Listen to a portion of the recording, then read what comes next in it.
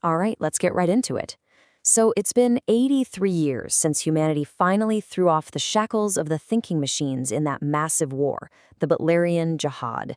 You'd think, hey, universe wide peace, right? Well, you'd be wrong. The end of that war, well, it was just the start of a whole new one. This is a shadow war, fought with secrets, bloodlines, and belief. Welcome to the Great Game. And that right there, that's the billion-dollar question of this entire era. With artificial intelligence basically being public enemy number one, this huge power vacuum just opened up. And you better believe a whole bunch of ambitious groups are rushing to fill it, each one thinking they should be the ones to guide humanity's destiny. But their methods, oh boy, they're anything but straightforward. You can almost picture the entire galaxy as this giant, complicated chessboard. The war against the machines didn't clear the board.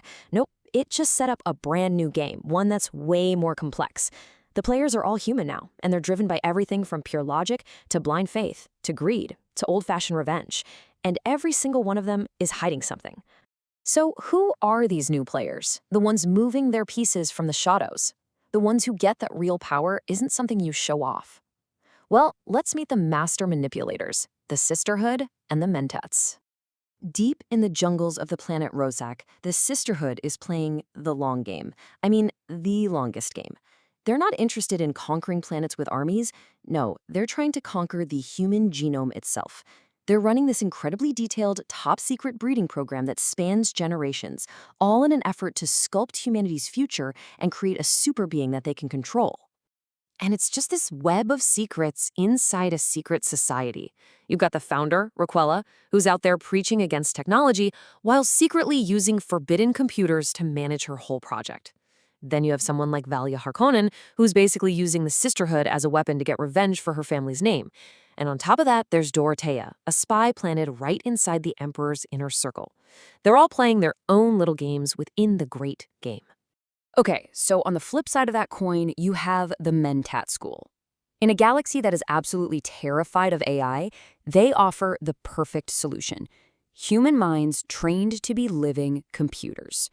They are the ultimate strategists, the best advisors, the sharpest analysts, and they are publicly seen as this symbol of humanity's victory over machines. But you guessed it, they've got a massive secret of their own. And this is just the height of hypocrisy, right at the heart of the new Imperium.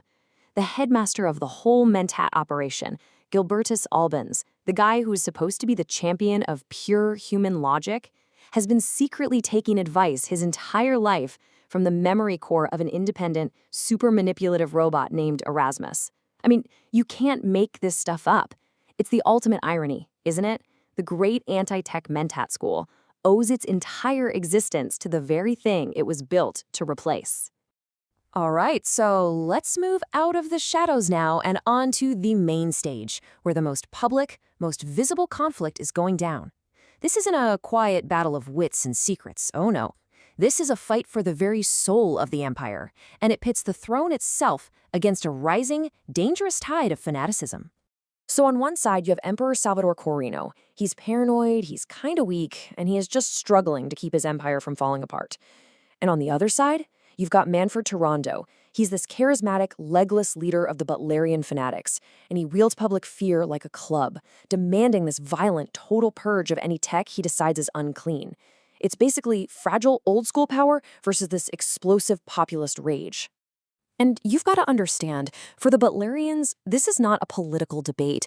This creed, it's their absolute truth. There's no compromise. There's no middle ground. For them, any sophisticated tech is a slippery slope right back to the dark ages of the thinking machines, and they will literally burn entire worlds to dust to stop that from happening. But wait, this isn't just a simple two-sided conflict. There are other huge forces making moves. Total wild cards that are disrupting the whole game, and they don't answer to anyone but themselves. And what's driving them? Well, it's the two oldest motivators in human history: money and revenge. First, you've got the power of pure commerce.